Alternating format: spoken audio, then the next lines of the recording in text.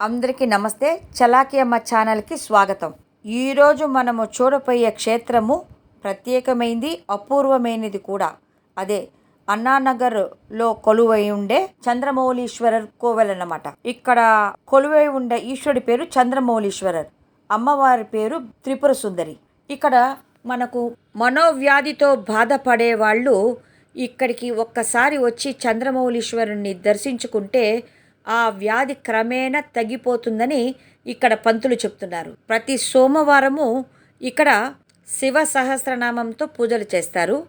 ప్రతి శుక్రవారము అమ్మవారి దగ్గర లలితా సహస్రనామము, త్రిశతి, ఈ 2 నామాలతో అమ్మవారిని ప్రత్యేకంగా పూజలు చేస్తారు. ప్రతి పౌర్ణమికి అమ్మవారికి విశేష పూజలు కూడా ఇక్కడ చేస్తూ ఉంటారు.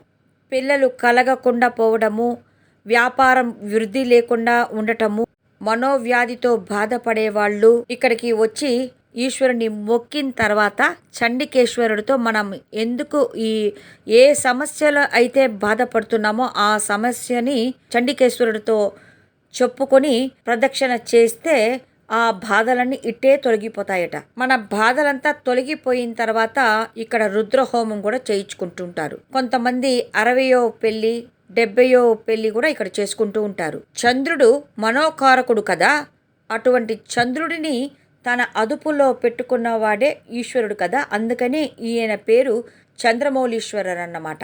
ఎంతటి మనసు కలతగా ఉంటేనూ సరి, ఈ కోవెలకొచ్చి ఒక్కసారి శివయ్యని దర్శనం చేసుకుని వెళితే మనసు ప్రశాంతతగా అయిపోతుందన్నమాట. తప్పకుండా దర్శనం చేసుకోండి. మళ్ళీ మంచి వీడియోలతో మళ్ళీ కలుద్దాం. మీరు కనుక నా ఛానల్ని మొట్టమొదటిగా చూస్తున్నట్లయితే నా ఛానల్ని సబ్స్క్రైబ్ చేసుకొని లైక్ చేసుకోండి.